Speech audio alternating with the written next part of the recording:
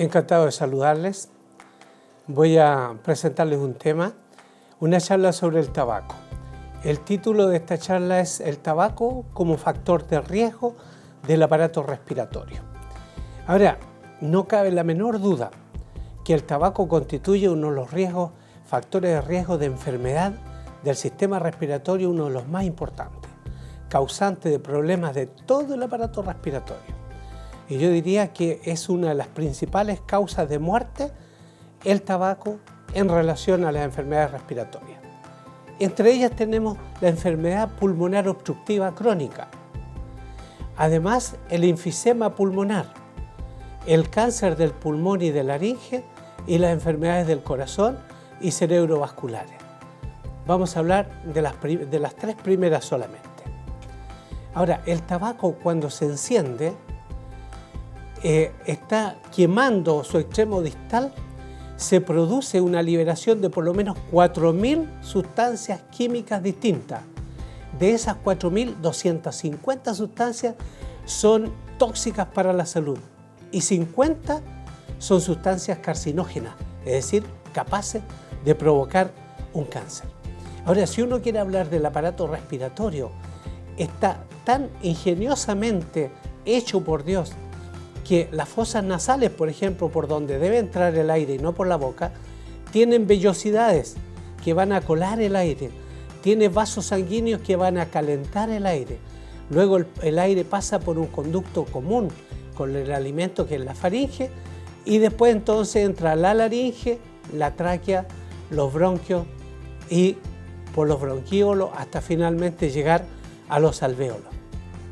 Ahora, si hablamos de laringe, podríamos nosotros decir que es el órgano de la fonación. Es decir, allí están las cuerdas vocales, y allí es donde yo puedo modular, puedo cantar, puedo hablar, puedo expresarme. Ahora, al hablar de la tráquea y los bronquios, vamos a encontrar en estos una mucosa interna que tiene una capa de cilios que son como una alfombra mágica que se está moviendo hasta eliminar cualquier elemento extraño y llevarlo hacia la faringe y luego se puede expulsar. Ahora, este árbol respiratorio, como lo llaman mucho, el tronco sería la tráquea. Este se divide en dos bronquios fuentes, uno derecho y uno izquierdo. El lado derecho se divide en tres bronquios secundarios. Y cada uno de estos bronquios se va dividiendo cada vez más como las ramas de un árbol hasta finalmente llegar a los bronquíolos, que son elementos finitos y que terminan como en pequeños saquitos que son los alvéolos. Ahora, allí en los alvéolos es donde se produce el intercambio de gases. Allí en los alvéolos es donde llega la sangre que viene de la arteria pulmonar, de color azul ahora, al revés de lo normal, porque trae sangre sin oxigenación. Y esa sangre se divide en vasitos pequeños que rodean el alvéolo. Y entonces se va intercambiando los gases. El anhídrido carbónico pasa al alvéolo y desde el alvéolo el oxígeno pasa a la sangre. Y entonces la sangre sale roja por la vena pulmonar. Eso es fundamental, esa es la fisiología, eso es lo normal. Ahora, es interesante la simbiosis que existe entre el ser humano y la naturaleza. Son los árboles, son las hojas verdes las que producen oxígeno para nosotros. Esa es la fuente de oxígeno que tiene la tierra. Por eso las grandes áreas forestales con hojas como el Amazonas se les llama los pulmones del mundo. Nosotros necesitamos tener áreas verdes con árboles que fabriquen el oxígeno para nosotros y nosotros a su vez les aportamos el anhídrido carbónico, que es el gas que expelemos, que es un desecho, pero que la hoja del árbol la toma como un alimento.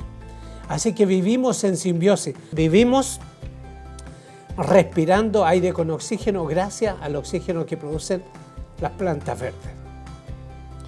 Cuando nosotros respiramos humo, en primer lugar lo aspiramos por la boca, es decir, no pasa por las fosas nasales. Ya el aire que entra caliente, el aire entra muy caliente, entra con humo Y no fuimos hechos para respirar humo.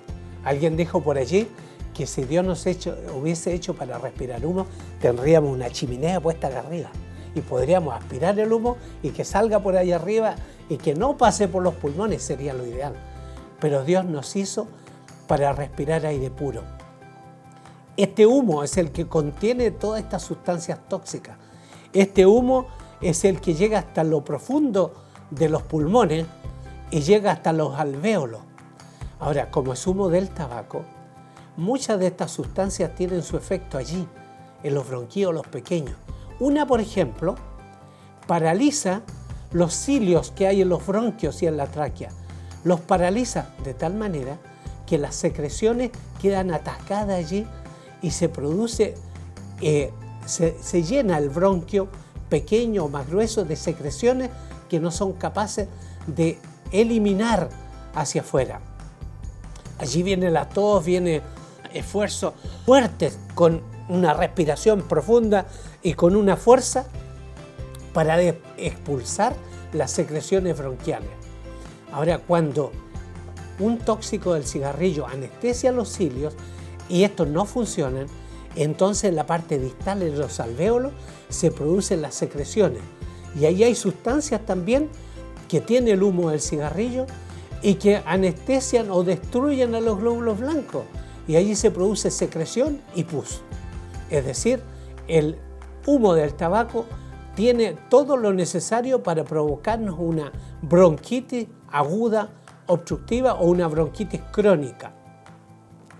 El bronquio tiene un lumen, tiene una cavidad interna que está libre habitualmente. Ahora, en la bronquitis crónica se llena de secreciones y entonces el fumador está continuamente eliminando secreciones. Hay otra enfermedad que es más dañina, más grave, más lamentable, que es el enfisema pulmonar. Yo he visto morir gente por enfisema. ¿Y qué es lo que es el enfisema pulmonar?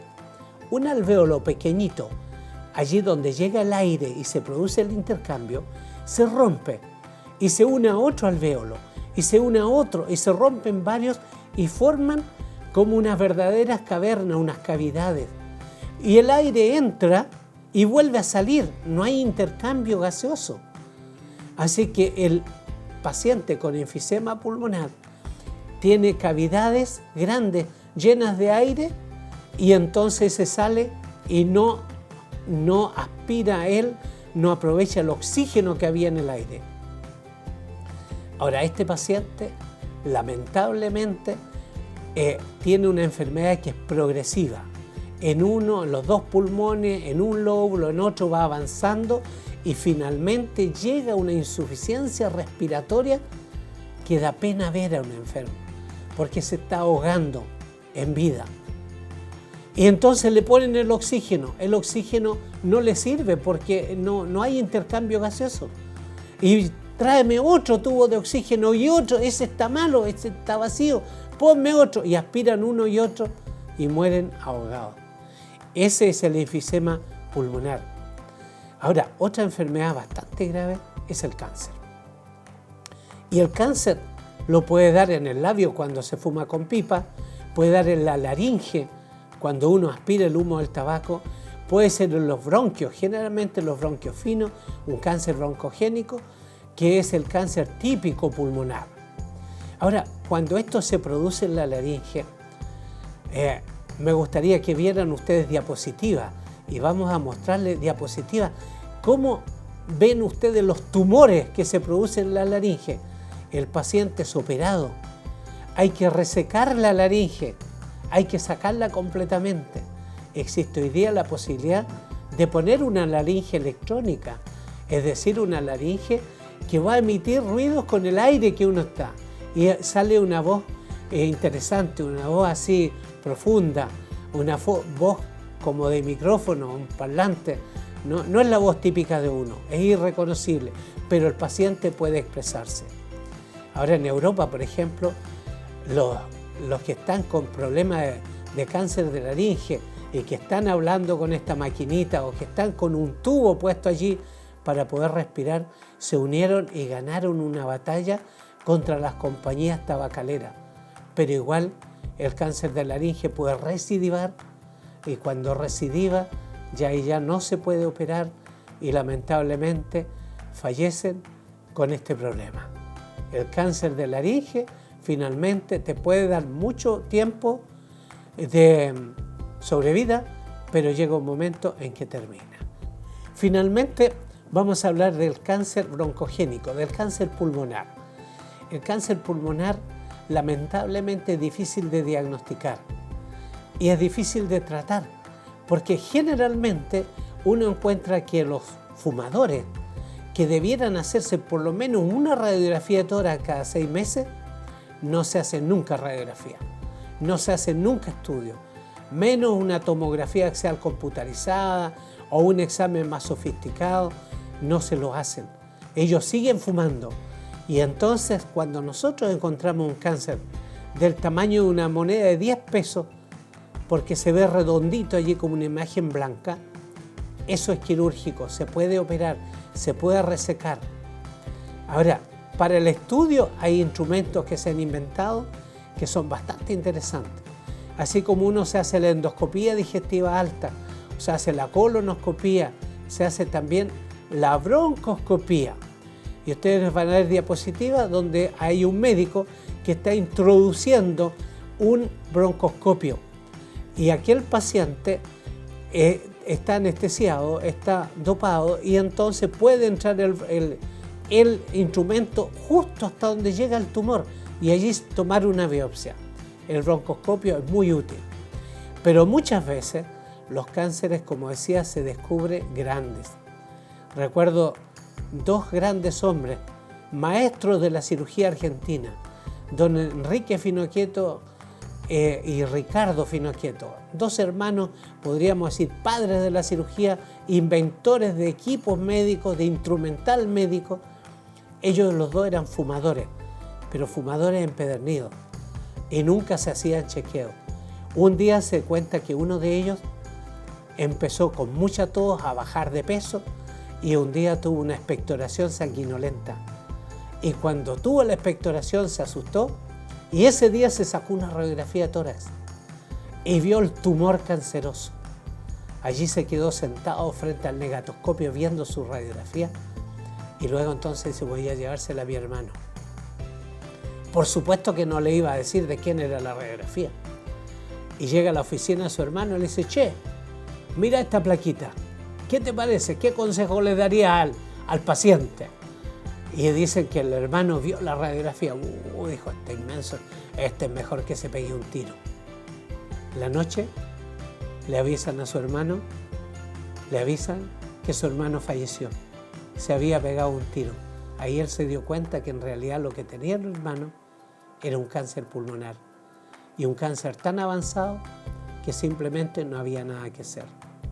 Yo hoy día tengo un paciente hospitalizado aquí en la clínica. Llegó anoche, un fumador que tiene 84 años de edad. Alguien pudo haber pensado que el tabaco no le producía ningún daño. Este amigo fue paciente mío por años, nunca dejó de fumar. Ahora no tuvo bronquitis crónica, no tuvo enfisema, pero en los últimos estudios se encontró un cáncer broncogénico y en Santiago le hicieron todo el estudio de diseminación y no hay absolutamente nada que hacer. Está internado acá en el primer piso de la clínica.